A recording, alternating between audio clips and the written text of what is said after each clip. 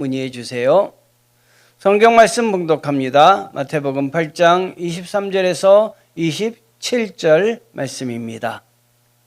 배에 오르심에 제자들이 따랐더니 바다에 큰 놀이 일어나 배가 물결에 덮이게 되었으되 예수께서는 주무시는지라. 그 제자들이 나와 깨우며 이르되 주여 구원하소서, 우리가 죽겠나이다. 예수께서 이르시되 어찌하여 무서워하느냐, 믿음이 작은 자들아 하시고 곧 일어나사 바람과 바다를 꾸짖으시니 아주 잔잔하게 되거늘. 그 사람들이 놀랍게 여겨 이르되 이가 어떠한 사람이기에 바람과 바다도 순종하는가 하더라. 이는 살아계신 하나님의 말씀입니다. 아멘. 주님을 찬양합니다. 아멘. 폭풍보다 크신 주님이라는 제목으로 함께 은혜를 나눕니다. 마태복음 8장 24절에 바다에 큰 놀이 일어나 배가 물결에 덮이게 되었으되 예수께서는 주무시는지라 라는 말씀이 있습니다. 이 갈릴리 바다라고도 하고 갈릴리 호수라고도 하는데요. 원래는 호수라는 말이 맞습니다. 이스라엘 사람들이 그 넓은 바다를 볼 기회가 많지 않았던가 봐요. 그래서 갈릴리 호수, 이 호수만 보고도 바다라고 할 정도로 사실 이스라엘의 요단강도 그렇게 크지가 않아요. 그런데 갈릴리 호수는 엄청나게 큽니다. 그래서 그걸 바다라고 이렇게 불렀습니다. 그런데 이 갈릴리 바다는 특징이 있습니다. 땅보다 더, 지면보다 더 움푹 밑으로 내려가서 형성이 돼 있습니다. 그러니까 어떻게 보면 분지 가운데 호수가 있는 것이죠. 저는 이 분지 가운데 땅이 있는 곳에서 살고 있습니다. 이 평내가 그렇습니다. 평내가 움푹 파여가지고 꼭 화산의 분출지 밑에서 살고 있는 그런 것 같습니다. 그래서 그런지 골바람이 굉장히 심합니다. 겨울철에도 온도가 딴 데보다 바람이 심하게 불고 그리고 온도가 한 3, 4도는 더 낮은 것 같습니다. 춥습니다. 자, 그래서 바람이 많이 부는 지형을 이렇게 이해를 합니다. 이 갈릴리 바다도 마찬가지였습니다. 그래서 이곳의 지형에 바람이 심하게 일어나서 배가 뒤집히기도 하고 침몰하기도 하고 많은 사람이 희생되기도 했는데 예수님이 이 갈릴리 바다에 제자들과 함께 갔을 때 그런 현상이 일어났습니다. 바로 갈릴리 호수, 이 호수에 폭풍이 일어나는 것이지요. 자, 이것을 해결하는 과정, 이것은 단순한 자연 기적 이야기가 아닙니다. 마태는 이 일을 통해서 예수님이 누구이신가, 예수님의 권위에 대해서 말씀하고 있는 것입니다. 오늘은 말씀을 전하면서 원어를 많이 살펴봤습니다. 언어를 많이 살펴서 어렵게 한 것은 여러분에게 보다도 언어의 의미와 이해를 높이기 위해서 그렇게 하였다 하는 것을 이해해 주시고 익숙치 않은 언어도 잘 들어주시기 바랍니다. 제자들의 믿음의 본질이 무엇인지 오늘 말씀을 통해서 이야기하고 계십니다. 이 오늘 말씀을 다시 한번 우리말 성경으로 바꾸면 이렇습니다. 갑자기 바다에 큰 폭풍, 또 다른 성경에는 풍랑 이렇게 해석하고 있습니다. 풍랑이 일어 배 안으로 파도가 들이쳤습니다. 그러나 예수께서는 주무시고 계셨습니다. 하나의 말씀 가운데 큰 내용이 두 가지가 대비되고 있는데요. 심한 폭풍, 풍랑이 일었지만 예수님은 주무시고 계셨다. 이렇게 대비하고 있습니다. 한쪽은 폭풍이 일고 있는데 한쪽은 아주 조용히 주무시고 계셨다 하는 내용입니다. 풍랑은 세이스무스라고 합니다. 헬라어인데요. 그 풍랑이란 단어를 들어가 보면 이렇게 써 있습니다.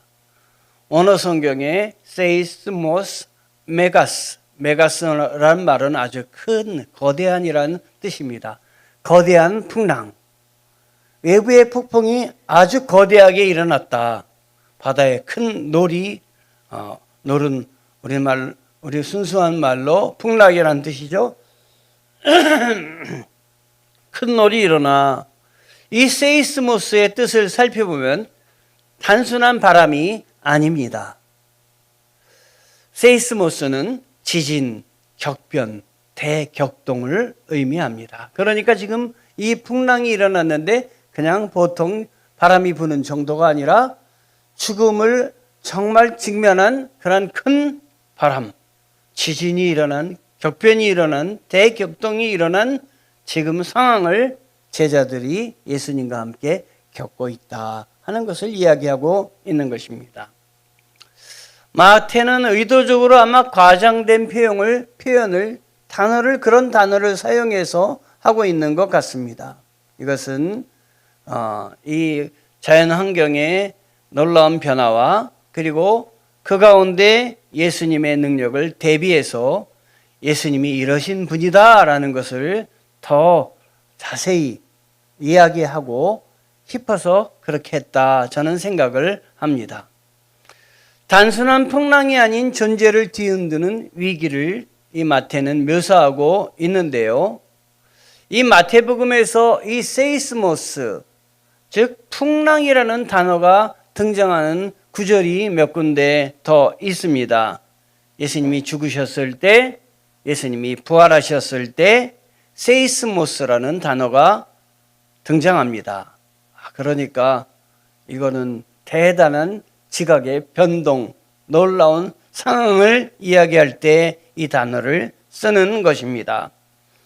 마태는 예수님의 중요 사역과 연결된 이 사건들마다 세이스모스, 이 풍랑, 세상을 뒤흔드는 격변의 뜻을 가진 단어를 사용한 것을 보면 이 풍랑이라는 단어를 그냥 풍랑 자연 현상으로 표현하고 있는 것이 아니라 그 안에 담긴 그 풍랑을 극복하는 과정에서 주님이 보여주신 놀라운 그 은혜는 하나님만이 이 일을 가능하게 하신다. 이걸 이야기하고 싶으셨던 것입니다.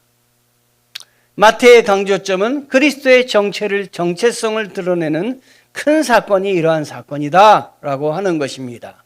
단순한 자연현상이 아니고 이 세이스모스, 풍랑, 이 의미를 통해서 우리는 우리 주님이 어떻게 우리를 사랑하시고 가까이 오셔서 우리와 함께 하신지를 그 의미를 깊숙이 이해하고 알아야 하는 것입니다. 마태복음 8장 24절을 다시 한번 읽어보면 갑자기 바다에 큰 풍랑, 폭풍이 일어 배 안으로 파도가 들이쳤습니다. 그러나 예수께서는 주무시고 계셨습니다. 예수께서는 주무시더라라는 말, 풍랑이 일었다 이것보다도 예수께서 그러한 상황에서 주무시고 계시더라 하는 말이 더 깊숙이 다가옵니다. 이 원어 성경에 보면 아우토스 데 에카세우덴 이렇게 되어 있습니다. 이것은 미완료 시제라고 합니다. 단순히 주무시는 것, 잠든 것이 아니라 계속해서 자고 계신다는 의미입니다. 아주 풍랑과 상관없이 깊숙이 지금 잠을 주무시고 계시다 하는 것입니다. 여러분, 아무리 주위에 그 상황이 시끄럽더라도 계속해서 자고 있는 사람 혹시 보셨습니까? 그 사람이 접니다.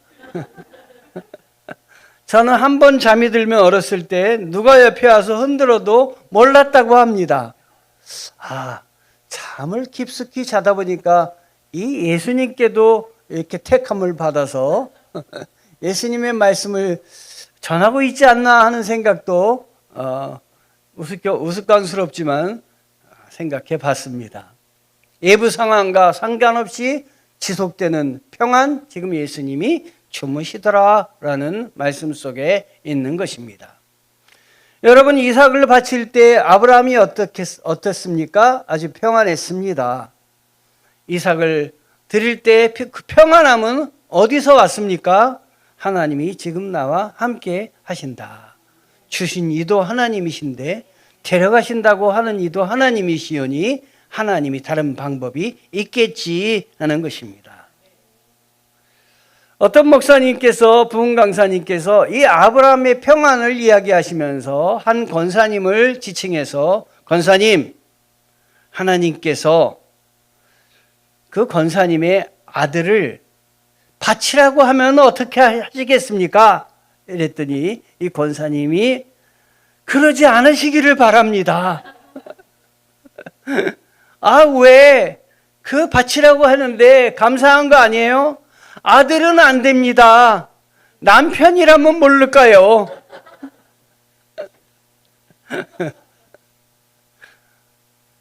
자고 계셨다는 말씀의 의미가 무엇입니까? 피곤하여 주무셨다. 이것은 예수님이 정말 사역을 하시므로 참 피곤하셔서 깊이 잠드셨다 하는 의미도 여기에 있으므로 이것에는 뭘 알 수가 있냐면 예수님의 참된 인성, 예수님은 참 인간으로 오셔서 피곤함도 느끼셨고 잠이 깊이 빠져 들으셨다 하는 의미도 있습니다. 그러나 또 한 면에서 볼 때는 그렇게 그런 상황에서 일어날 수밖에 없는 상황이었을 텐데도 계속해서 주무시고 계셨다는 것은 또 하나는 그런 풍랑이라도 전혀 관계치 않으셨다 하는 것이에요. 왜냐하면 하나님이 나와 함께 하신다라는 의미가 예수님 안에 있었기 때문에 아버지에 대한 완전한 신뢰, 완전한 의탁이 있었기 때문에 하나님이 이곳에 나를 보내시고 이런 풍랑에 나자빠지게, 풍랑에 파묻히게 하지는 않을 거다라고 하는 것이에요. 목사님들이 해외여행을 단체로 가게 됐습니다. 비행기를 타고 가다가 비행기가 막 기류에 흔들려서 막 팡팡 떨어지는 거예요. 그러니까 모두 다 겁에 질렸어요. 그런데 어떤 사모님이 그때 이런 얘기를 하셨어요. 여기 수많은 목사님을 타고 계신데 하나님이 이걸 추락시키겠습니까? 손해보는 일은 안 하십니다. 걱정하지 마십시오. 그래서 한편으로는 또 웃었던 생각이 납니다. 우리 하나님이 하나님의 사역을 생각하시고 예수님을 보내셨는데 나를 이러한 풍랑에 파묻혀 나를 죽게 하실까? 이건 말도 안 되는 내용이야. 하나님에 대한 강력한 신뢰가 예수님의 내면에 있으셨으리라 생각을 합니다. 시편 4편 8편에 보면 내가 평안히 눕고 자기도 하리니, 다윗의 고백입니다. 다윗이 그렇게 쫓겨다니면서도 마음에 불안이 가득 찼던 것이 아니라 하나님이 나와 함께 하심으로 내가 평안히 눕고 자기도 한다, 이렇게 고백을 했습니다. 시편 23편 1절은 제가 굉장히 좋아하는 말씀인데요. 시편 23편 자체를 좋아하지만 그 중에서도 1편이 참 좋습니다. 우리 함께 읽어봅니다. 여호와는 나의 목자시니 내게 부족함이 없으리로다. 여호와께서 나의 목자시니 내가 뭘 부족하겠느냐?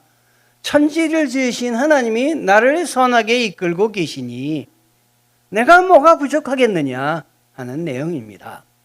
어떤 목사님께서 설교를 시편 23편 1편을 정하시고 우리 교회는 우리가 인쇄하지만 큰 교회는 인쇄물을 인쇄소에 보내잖아요. 그래서 인쇄소에 보냈는데 인쇄소에서 전화가 왔습니다. 목사님, 시편 23편 1절이 맞죠? 맞습니다. 목사님, 제목이 여호와는 나의 목자시니 맞죠? 그랬더니 그 인쇄소의 그 직원이 목사님, 그거면 됐습니까? 그래서, 그거면 됐죠. 그랬더니, 그 다음 주일에 이제 인쇄물이 나와서 주보를 딱 봤더니, 여호와는 나의 목자시니, 그거면 됐습니까? 여기까지 제목이 됐던 거예요.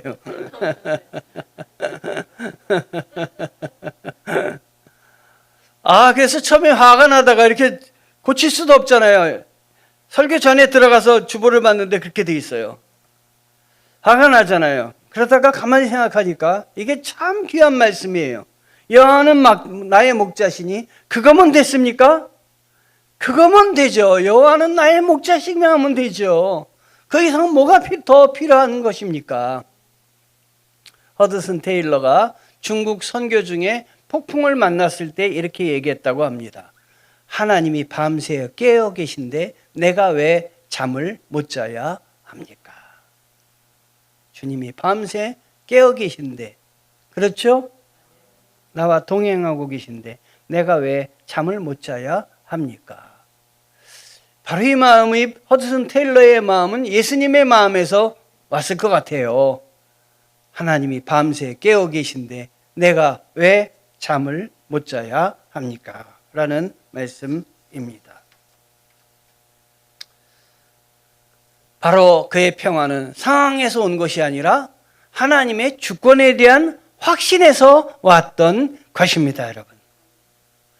오늘 아침에 여러분에게 보내드린 말씀, 에레미야 10장 23절 말씀, 저는 읽다가 너무 은혜를 많이 받았어요.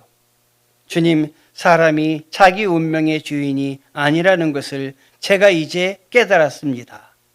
아무도 그가 자기 생명을 조종하지 못한다는 것도 제가 이제 알았습니다. 여러분도 은혜가 되지 않으세요?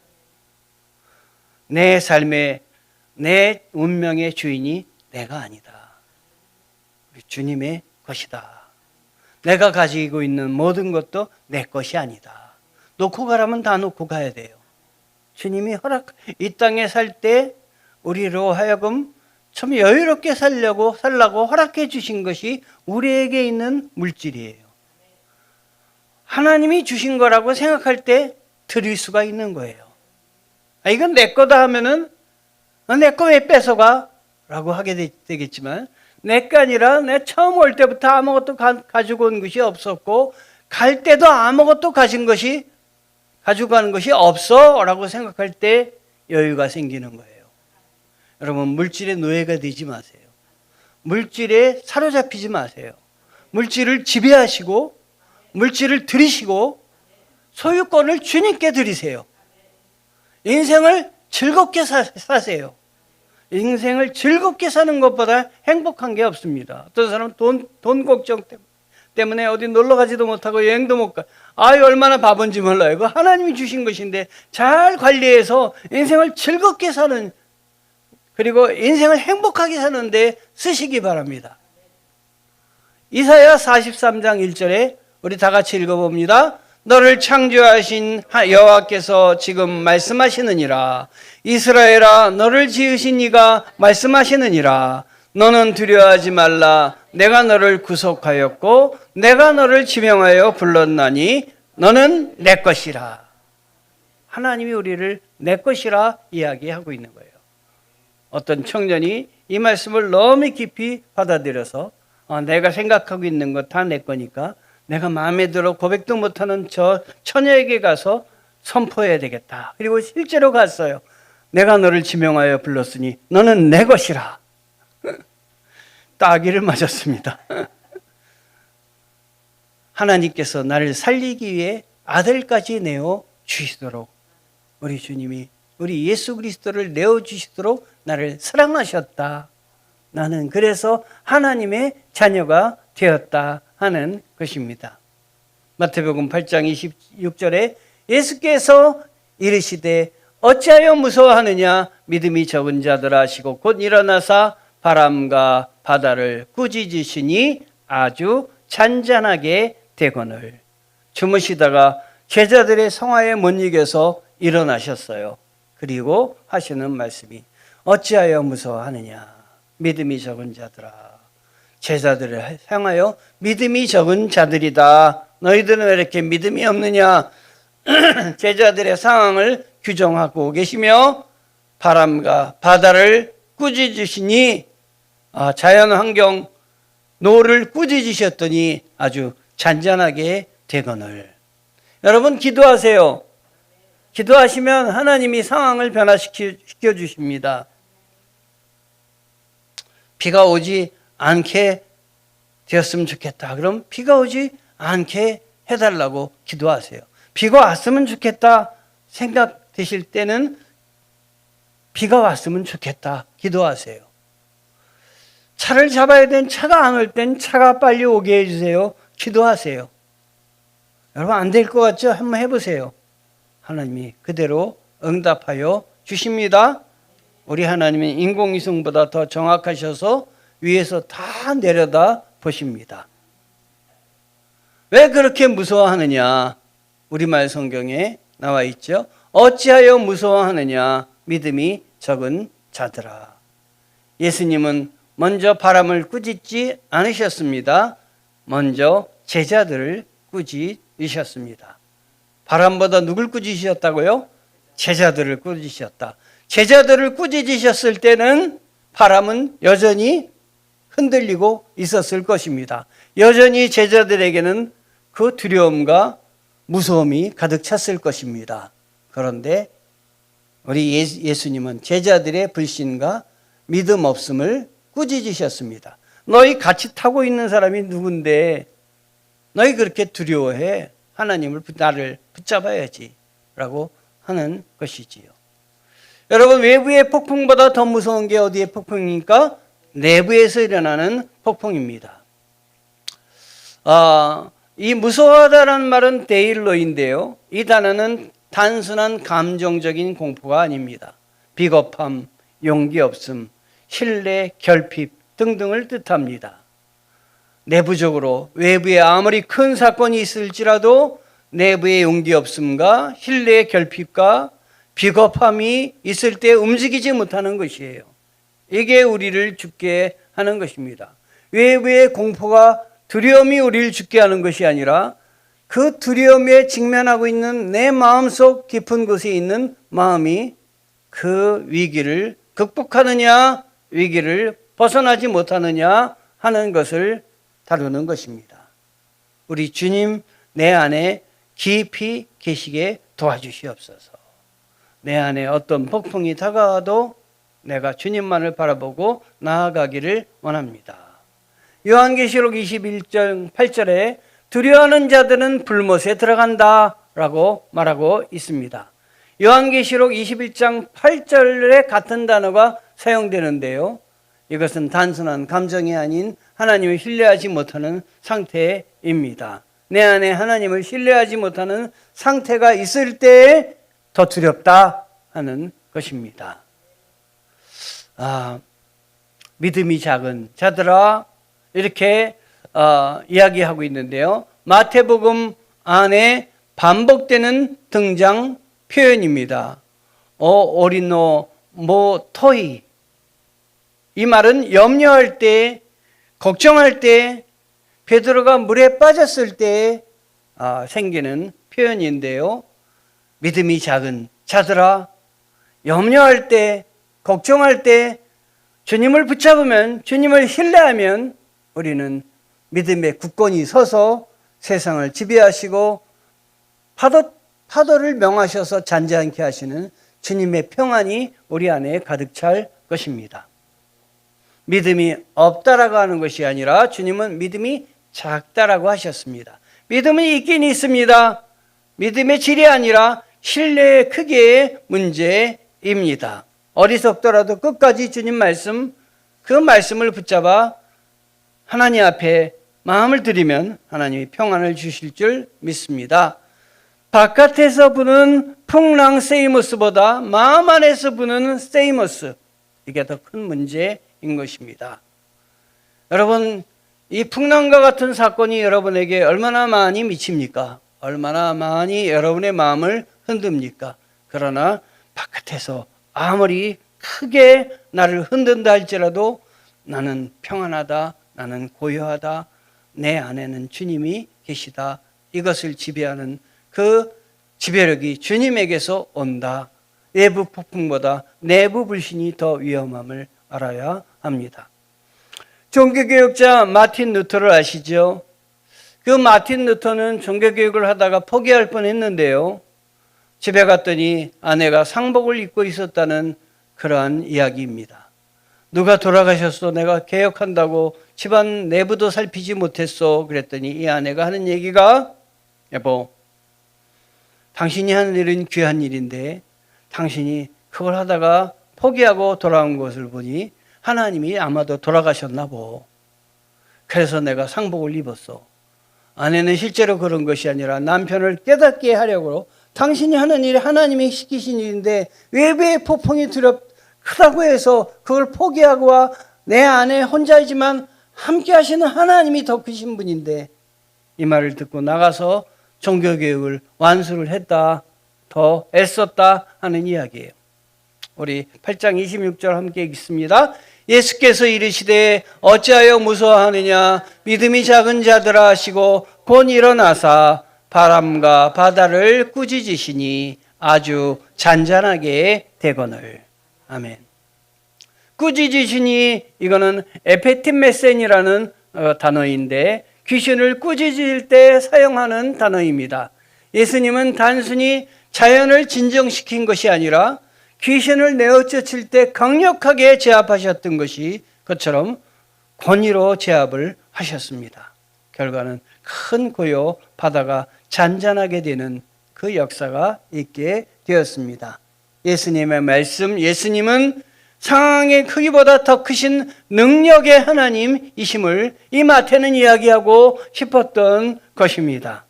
마태복음 8장 27절에 사람들이 이야기합니다. 사람들은 놀라며 서로 수군거렸습니다. 도대체 저분이 누구이시기에 바람과 파도까지도 저분께 복종하는가?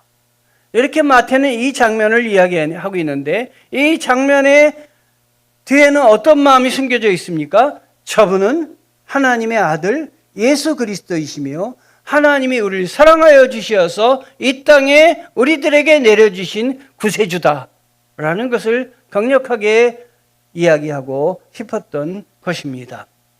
도대체 저분이 누구이시기에? 제자들은 질문하죠. 어떠한 사람이기에? 이분은 도대체 어떤 존재인가? 여러분, 예수님은 여러분에게 어떤 존재이십니까? 여러분이 필요할 때만 찾으시는 분이십니까? 여러분의 삶의 주인이시며 여러분이 따라가야 될, 여러분이 모든 것들을 묻고 여러분의 길을 정할 그런 분이십니까? 아니면 여러분이 필요할 때만 찾는 분이십니까? 바다를 다스릴 수 있는 분은 오직 한 분, 하나님뿐이십니다. 바로 예수님이 그 하나님이시다라고 하는 것을 마태는 지금 이야기하고 있는 것입니다. 마태는 그런데 선언하지 않습니다. 답을 내리지 않습니다. 저분이 누구이신가 여기로 끝납니다. 질문으로 그 모든 메시지를 끝내고 맙니다. 왜냐하면 그 나머지는 우리가 스스로 답해야 될 이야기입니다. 우리가 고백해야 될 일입니다. 저분은 누구이신가?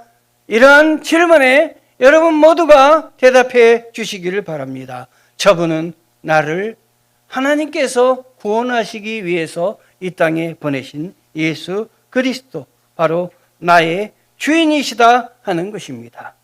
이것이 여러분 안에 있기를 원합니다. 기도하시겠습니다. 하나님 감사합니다. 폭풍보다 크신 예수님을 바라보게 도와주시옵소서. 큰 격동 뒤에 찾아오는 고요를 하나님 느끼게 하시고 그 고요 속에 깊이 살아가는 저희들